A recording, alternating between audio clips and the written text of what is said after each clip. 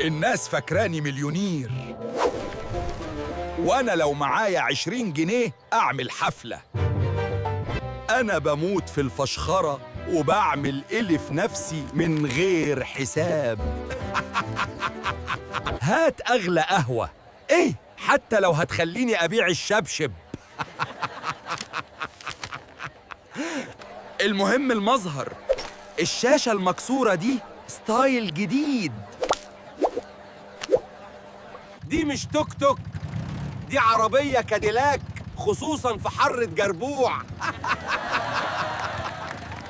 الهيبة ليها معداتها، والوجاهة ليها لزوم، وشيء لزوم الشيء. ايه ده؟ المحفظة اتسربت ولا ايه؟ هكمل باقي الشهر بايه يا خيبتك التقيلة يا مزاجنجي؟ ما تسلفني مبلغ يا واد يا الملوم لأول الشهر، وهرجعهم لك أول ما اخد الميراث. هو انت حيلتك حاجة يا راجل؟ ده انت بعدت عفش بيتك عشان فشخرتك. الفشخرة بتخلص في دقيقة، بس الجيب الفاضي بيقعد معاك سنين. خليك على قدك تعيش مرتاح. وعلى رأي المثل اللي بيقول على قد لحافك مد رجليك. ما تعملوش زيي.